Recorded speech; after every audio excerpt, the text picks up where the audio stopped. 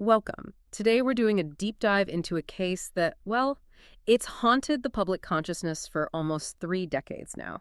The Mm. killing of 6-year-old JonBenét Ramsey. Mentioning her name, it just opens up this flood of, conflicting information, so much speculation, and questions that still don't have answers about that Christmas night in 1996.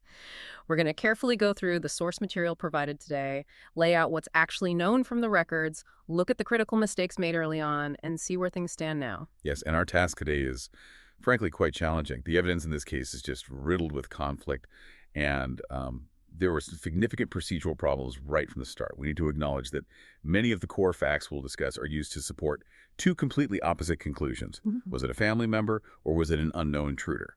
So our goal is to guide you strictly through the details and the sources, the forensics, the investigation failures, the competing theories. And throughout, it's vital we maintain deep respect and sympathy for JonBenét herself. She was only 6 years old. The basic timeline, it sounds simple, but the details are anything but. JonBenét was killed in her home in Boulder, Colorado, December 25th, 1996. Her body wasn't found right away. It was about 7 hours after she was reported missing, hidden away down in the basement. And that 7-hour window, as we'll see, it became this kind of vacuum that really compromised the entire investigation from ever reaching a clear conclusion. Let's start with JonBenét herself, her background. JonBenét Patricia Ramsey, born August 6, 1990, in Atlanta, Georgia. Her family was quite prominent in Boulder. Her father, JonBenét Ramsey, was president of Access Graphics, a computer software company. Her mother, Patricia Patsy Ramsey, a former Miss West Virginia. And JonBenét had an older brother, Burke, plus 3 older half-siblings from John's previous marriage. Right after the murder, the media focus became incredibly intense on one particular aspect of her life. Her involvement in child beauty pageants. She was only 6, but she'd already won titles like Little Miss Colorado, National Tiny Miss Beauty. And this brought a huge amount of attention, often quite critical, especially towards her mother, Patsy, often painted as this stereotypical pageant mother. There was this immediate implication, really pushed by the media frenzy, that somehow this public, very image-focused lifestyle was connected to the tragedy. Now, turning to the physical evidence, the autopsy details are, well, they're disturbing, and they present the first major forensic clash. The official report ruled it a homicide. The cause of death was listed as asphyxia by strangulation associated with craniocerebral trauma. So she was strangled, but she also had a severe skull fracture. Exactly. That combination, blunt force trauma and strangulation, it suggests either a chaotic struggle or, maybe more chillingly, a sort of deliberate multi-step killing. And that combination is key, isn't it? Because it connects directly to the weapon used for the strangulation. It was a garrote, a very specific kind of makeshift weapon found tied around her neck. A garrote needs a handle to tighten it, which implies, a certain level of planning and effort. It's not just a spontaneous act. Precisely. And this garrote was very specific. It was made from a length of nylon cord and the broken handle of a paintbrush. Now, the paintbrush detail is central to the staging theory. Investigators found the top part, the bristle end of paintbrush, in Patsy's art supplies inside the house. But the bottom third of the handle, the part likely used as a lever to tighten the cord, that crucial piece was never found, despite really extensive searches of the home. Okay, so we have a weapon clearly made from things found in the home, but the key functional part of it is missing, gone. That tension right there, the domestic source versus the missing piece, it just adds immediately to the confusion. And beyond the head and neck trauma, there were also things suggesting sexual assault, right? Though I understand conventional rape was ruled out. That's correct. The autopsy did note a vaginal injury. And in a particularly upsetting detail, the evidence suggested that the paintbrush handle, or maybe the cord itself, was also used in that assault. The pathologist also noted that her vaginal area seemed to have been wiped with a cloth. Suggesting an attempt to clean up, to destroy evidence. Yes, suggesting a calculated effort by the perpetrator to remove forensic traces before leaving the scene. Let's shift to another really unusual forensic detail, something related to the timing, the contents of her stomach. The autopsy found, and I'm quoting here, vegetable or fruit material which may represent pineapple, eaten shortly before she died, maybe within an hour or 2. Right, and that becomes incredibly significant when you look at the crime scene photos and what the family said about that night. Sources mention a photo taken the day her body was found, showing a bowl of pineapple with a spoon in it, just sitting on the kitchen table. And Patsy's fingerprints were found on that bowl. Okay, but didn't the parents say they didn't give her any pineapple? Exactly. When questioned, both John and Patsy said they didn't recall feeding JonBenét pineapple that night, or even putting that bowl out. Wow. So that creates this direct link between the family, the time frame of the murder, and this item just sitting out in the kitchen unexplained. If they didn't give her the pineapple, who did? And why wouldn't they remember it, especially with Patsy's prints right there on the bowl? This detail really feeds that staging theory, doesn't it? The idea the family might have been trying to control the narrative, leaving out details that place them, or maybe someone else in the family of JonBenét right before she was killed. That simple bowl of fruit is a major inconsistency in their account. Now, the immediate response to JonBenét's disappearance and how the crime scene was handled, well, it arguably set the course for the entire investigation and led to controversies that are still debated today. This part of the story is really defined by investigative mistakes and misjudgments. It all starts with that ransom note. Patsy Ramsey calls 911 at 5:52 a.m. Mountain Time. She reports finding this long, handwritten note, 2.5 pages on the kitchen staircase, demanding $118,000 for JonBenét's safe return. And that call itself, it immediately went against the note's very explicit instruction: do not contact authorities. Although, sources say she also called family and friends right after finding it, which she later attributed to panic. The police arrived quickly, within 3 minutes, 2 officers. But their initial actions were, well, critically flawed. They did only a very cursory search of the house and reported finding no signs of forced entry. But later investigations found unlocked doors and windows, right? Yes. Later checks confirmed several potential entry points were unsecured. But the really huge failure point happened in the basement. Officer Rick French went down there, but he saw a particular door that was latched shut from the inside. He just assumed that ruled it out as an exit for a kidnapper. JonBenét's body was later found behind that very door. So that assumption, that incorrect assumption, meant the actual primary crime scene wasn't secured, wasn't even discovered for hours. Exactly. And because the police went in thinking kidnapping, not homicide, their whole approach was wrong from the start.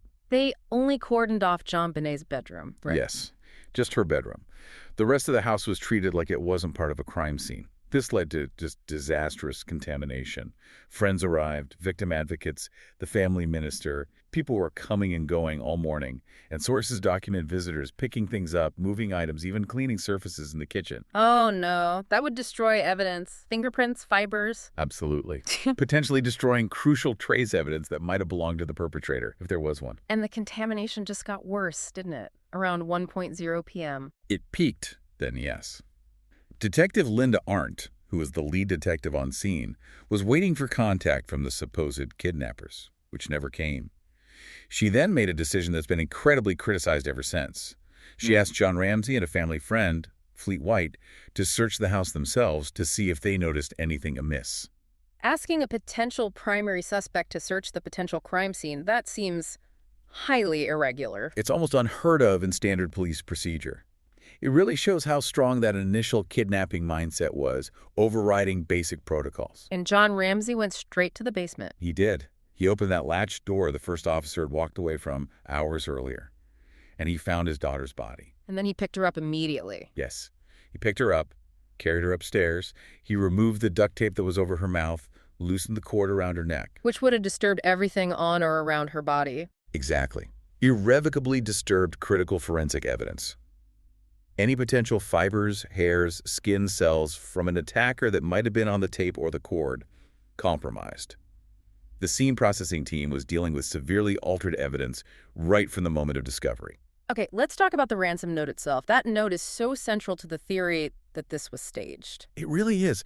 The length alone, 2.5 pages, immediately caught the FBI's attention. They told Boulder police it was highly unusual for a note that long to be written at the crime scene itself. Kidnapping notes are usually short, direct. Right. Get to the point. But this one was different. Very different. Verbose, almost theatrical. It had peculiar details. And significantly, it was written on a pen and notepad found inside the Ramsey house.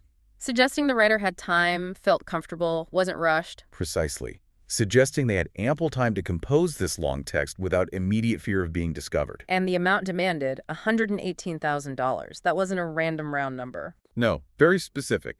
And John Ramsey pointed out it was almost exactly the amount of his Christmas bonus from the previous year. Which suggests inside knowledge, doesn't it? Either someone who knew his finances, like an employee. That was one angle investigators explored, someone connected to Access Graphics. It's a key point for the intruder theory proponents. Or For the staging theory, it suggests the author chose an amount they knew John could access quickly. Right. Investigators also briefly looked into potential religious links like Psalm 118, but the inside knowledge angle seemed stronger to the police initially. And the police really leaned into the staging idea because of the note, didn't they? They did, strongly. The fact it was written on house materials, the unusual length, the theatrical tone, and crucially, the lack of fingerprints. Other than Patsy's prints, and prints from the authorities who handled it later, there were no unidentified prints on the note. So someone spends all that time writing it but leaves no trace. That seems suspicious. Very suspicious. Forensic pathologist Michael Baden, who consulted on the case, said he'd never seen a ransom note like it in 60 years. He didn't believe an outside stranger wrote it based on its complexity. And the handwriting itself became a huge point of contention. Fiercely disputed. A report from the Colorado Bureau of Investigation, the CBI, found indications that Patsy Ramsey might have been the author. Indications, but not conclusive. Right, falling short of a definitive match. But that finding definitely fueled the police focus on the parents. However, years later, in that libel case we mentioned, a federal court reviewed the handwriting evidence again.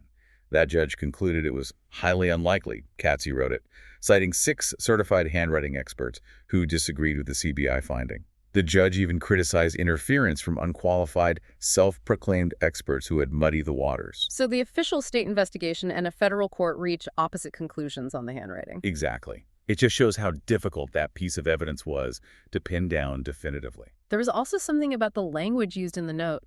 Echoing movies? Yes, that's another strange aspect. The note used odd initialisms, lots of exclamation points, but also phrases that seem to mirror dialogue from popular mid-90s movies. Like which ones? Sources mention films like Ruthless People, Ransom, Escape from New York, Speed, and even Dirty Harry. And the language wasn't just demanding money, it was intensely threatening, trying to exert complete control over the family. And those threats were graphic, weren't they? Designed to terrify. Absolutely. Let me quote directly from the note. It really shows the intent. Speaking to anyone about your situation, such as police, FBI, etc., will result in your daughter being beheaded. Beheaded. That's extreme. And it continues. If we catch you talking to a stray dog, she dies. Just absolute, total silence demanded. Which Patsy immediately broke by calling 911. Adding another layer of confusion, was it a real kidnapping threat ignored in panic, or part of a panicked cover-up? So given all this, the note originating in the house, the lack of forced entry signs initially found, the police naturally focused very heavily, almost exclusively, on John and Patsy right away. And this wasn't just a hunch. It was guided by statistics in child homicide cases. Right. That's the standard procedural starting point often. Yeah. Retired FBI profiler Greg McCrary mentioned that a child homicide is typically committed by a family member or caregiver. He cited something like a 12-to-1 probability. So the Boulder police looked at the scene through that lens. They saw what they interpreted as staging, the weapon parts coming from inside the house, and then the Ramseys seemed reluctant to cooperate fully at first. And the Ramseys' actions did amplify suspicion, certainly in the public eye. For about 4 months, they resisted formal police questioning unless it was on their terms. It got to the point where Colorado's governor, Bill Owens, publicly told them to quit hiding behind their attorneys. But the Ramseys said they were reluctant because they felt the police had already decided they were guilty, right? That the police wouldn't seriously look for an intruder. That was their stated position, yes. They feared the police had tunnel vision and wouldn't pursue any other leads, regardless of the evidence. Within that family member theory, were there specific scenarios the police considered? Yes. Based on the evidence, a couple emerged. One theory involved Patsy. It proposed that maybe in a sudden fit of rage, perhaps triggered by a bedwetting incident, which is sometimes cited in child abuse cases, she struck JonBenét. And then, possibly thinking the child was already dead from the head injury, she staged the strangulation and the ransom note to cover it up. What's the counter-argument to that theory? Well, sources note that Patsy didn't have any known history of violent or uncontrolled anger. And later, Burke Ramsey stated their parents never spanked them, let alone harmed them physically, which challenges that sudden rage idea. And then there was the theory involving the brother, Burke. That got a lot of attention later on. Yes, particularly after a 2016 CBS television program focused on it. That theory suggested that 9-year-old Burke might have hit his sister with a heavy object, maybe a flashlight, the supposed trigger, her stealing some pineapple from his bowl, which would, of course, tie back to that pineapple found in her stomach. And in that scenario, the parents staged the crime scene afterwards to protect Burke. That was the theory presented in the program. The parents supposedly created the whole kidnapping story, the note, everything to cover up what Burke had done accidentally or in anger. But it's important context, isn't it, that Burke was interviewed several times early on? Yes, crucial context. Burke was interviewed by investigators at least 3 times back then, including on video. A child psychologist reviewed the family dynamics and reported finding healthy, caring family relationships. And the original police chief in the DA's office said they never considered him a suspect. Correct. Both the initial Boulder police chief, Mark Beckner, and the DA's office later stated publicly that Burke was never formally considered a suspect during the initial investigation. So that 2016 theory was more of a retrospective and quite controversial take. Eventually, the pressure led the DA to convene a grand jury, right, in 1998. Yes. The district attorney's office felt there was enough evidence, enough probable cause, to put the case before a grand jury to consider charges against the Ramseys, even if they felt proving it beyond a reasonable doubt in a trial might be difficult. And the grand jury did vote to indict the parents, though we didn't know that for years. That's right. In 1999, the grand jury voted to indict John and Patsy Ramsey on 2 counts of child abuse resulting in death. The specific wording was that they did unlawfully, knowingly, recklessly, and feloniously permit a child to be unreasonably placed in a situation that posed a threat of injury to the child's life or health, which resulted in the death of JonBenét Ramsey. So, not murder, but child abuse leading to death and enabling it. Exactly. Yeah. And they were also accused of hindering the prosecution of whoever did kill her, implying the grand jury believed the parents covered up the crime, whether they directly committed the murder act or not. But the district attorney at the time, Alex Hunter, he refused to sign the indictment. He did. He argued that while the evidence met the lower probable cause standard needed for a grand jury indictment, it wasn't strong enough to meet the much higher standard for a criminal trial, proofs beyond a reasonable doubt. He didn't think he could secure a conviction. So the indictment never went forward, and the public didn't even know the grand jury had voted to indict until much later. Not until 2013, 14 years later. Sealed court documents were released after a reporter and a press freedom group sued for access. By then, the statute of limitations on those specific child abuse charges from the indictment had expired back in 2002. Okay, so that covers the main points of the family member theory and the grand jury. Let's switch to the other major theory, the intruder. Right. This theory has always run parallel to the family theory, and it was championed by some investigators, including one very prominent detective who actually resigned over the direction the case was taking. The intruder theory focuses on physical signs of a break-in and external threats that proponents believe the Boulder police initially downplayed or ignored because they were so focused on the family. What's the core evidence for an intruder? It centers on physical signs and known security lapses at the house. First, there was an unidentified boot mark found in the basement room where JonBenét's body was located, a mark that didn't match any shoes owned by the Ramsey family. Okay, an unknown boot print. What else? The unsecured entry points. Sources confirmed that on the night of the murder, at least 2 windows were left a bit open for Christmas light cords. There was also at least 1 unlocked door. And, significantly, that broken basement window. The one John Ramsey had broken previously when he got locked out. Yes, that same window. Located in the basement near where the body was found. These points offered multiple potential ways for an outsider to get in. And Detective Lou Smith, he was the main proponent of this theory. He was. Lou Smith was a very experienced homicide detective who came out of retirement to help the DA's office with this case in early '97. He became convinced the police were wrong about the Ramseys. He resigned in 1998 because he felt the investigation was mishandling the intruder evidence. His specific theory was that an intruder got in through that break-in basement window. And Smith also believed a stun gun was used. Yes, he pointed to marks on JonBenét's body seen in autopsy photos, which he interpreted as consistent with a stun gun being used to subdue her. This idea was also supported by former FBI profiler John Douglas, who consulted for the Ramseys. Smith thought the intruder might have planned to use a suitcase found near that window, maybe for the kidnapping or to remove the body, but something went wrong. Maybe the accidental blow to the head occurred, followed by the strangulation. But wasn't there a big problem with the broken window theory? The cobweb? Ah, yes, the cobweb. That's the major counterpoint. Critics of the intruder via basement window theory point out that crime scene photos showed an apparently intact cobweb spanning part of the broken window frame. There were also undisturbed cobwebs reported on the window, well, great outside, and on the foliage nearby. The argument is, how could someone climb through without breaking those delicate webs? So that cobweb directly contradicts the idea of entry through that specific window. It's a real paradox. It is an unidentified boot mark inside, near the window, but an undisturbed cobweb in the window itself. It's one of those fundamental conflicts in the physical evidence. Were there other factors that supported the intruder idea beyond the state of the house itself? Yes, proponents point to the broader context. The Ramseys neighborhood, Boulder, had seen a spike in burglaries over 100 in the months leading up to the murder. So a generally higher risk environment than perhaps assumed. Exactly. And furthermore, records showed there were 38 registered sex offenders living within just a 2-mile radius of the Ramsey home. This established that potential external threats were certainly present in the vicinity. Did Detective Smith ever identify specific potential intruders? He did investigate several individuals. One name that became public was Gary Howard Oliva, a registered sex offender.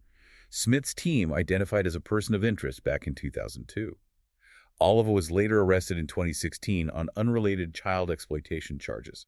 Sources mention he had some kind of obsession with JonBenét and allegedly made claims about being with her around the time she died. And the intruder theory got a boost in court too, didn't it, in that libel case? It did, significantly.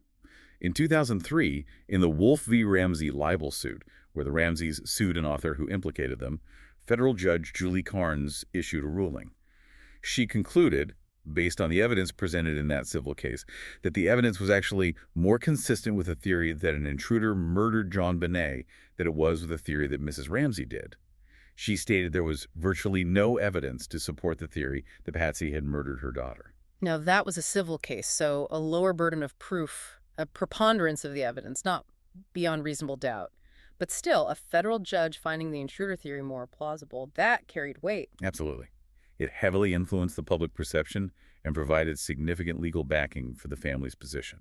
Okay, let's move into the DNA evidence. This seems to be where the case takes another major and very controversial turn. Definitely. If the ransom note and the crime scene handling created the initial doubt about the family, the DNA evidence, emerging years later, presented a powerful challenge to that narrative. It fundamentally shifted the conversation. So what was the key DNA finding? The first major development came in late 2003, almost 7 years after the murder. Forensic investigators managed to extract enough material from a mixed blood sample found on JonBenét's underwear. From this, they established a partial DNA profile. It belonged to an unknown male. And crucially, this profile excluded John, Patsy, Burke, and JonBenét's known half-siblings. An unknown male profile, not matching the family. Was it run through databases? Yes, it was submitted to the FBI's CODIS database, the national database containing profiles from convicted offenders and crime scenes, but it produced no match, no hits. And this finding led to the exoneration by the new DA. It did, but not immediately. Mary Lacy took over as district attorney in 2002, and sources indicate she was already leaning towards the intruder theory. Then, in July 2008, citing advancements in DNA technology, specifically touch DNA analysis, allegedly performed on the waistband of JonBenét's long johns, which matched the profile from the underwear. Lacy took a very public, very controversial step. She officially exonerated the Ramsey family. She sent them a formal letter of apology and declared them completely cleared, based on this unknown male DNA evidence. She stated this DNA belonged to the perpetrator. That must have caused a huge reaction, especially from the original investigators. Oh, absolutely. There was significant backlash. Mark Beckner, the former Boulder police chief who led the initial investigation, publicly disagreed strongly in 2015. He called the exoneration absurd, saying you can't exonerate someone based on a tiny piece of DNA that hasn't even been definitively linked to the commission of the crime itself. So Beckner believed the DNA was important, but didn't prove the Ramseys were innocent. Exactly. He maintained the unknown DNA had to be the focus. Finding who it belonged to was key, but publicly clearing the family based solely on its presence was premature and, in his view, irresponsible. And the DNA evidence itself got more complicated later on. It did.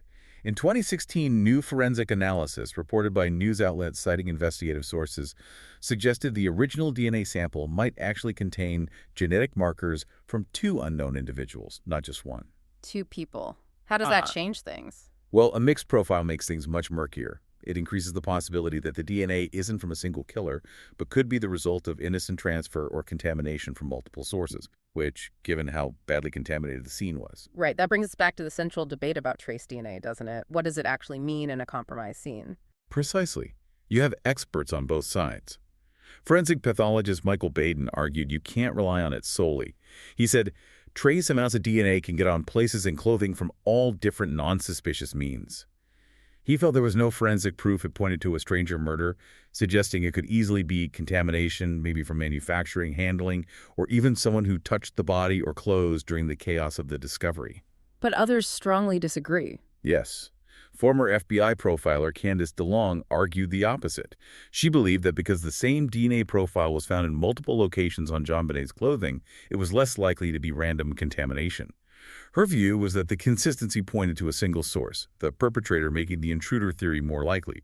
The identical profile in different spots suggested direct contact by the killer. And there were even reports of disagreement within the DA's office about Lacey's exoneration. A former investigator from her office, Gordon Coombs, later stated that DA Lacey was very strongly biased towards the intruder theory. He claimed he felt discouraged from voicing any opposition or alternative views. This suggests there might have been internal pressure to reach the conclusion that cleared the Ramseys, potentially affecting the objectivity of that 2008 decision.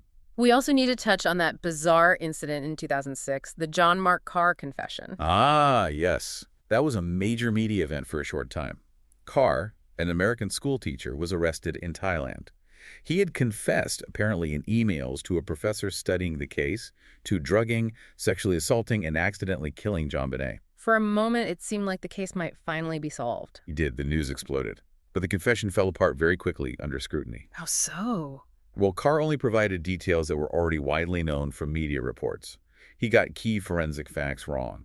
For instance, he claimed he drugged JonBenét, but the autopsy confirmed there were no drugs in her system. And crucially, his DNA didn't match. Exactly. His DNA did not match the unknown male profile found on JonBenét's clothing. That was definitive. He was never charged in connection with her death.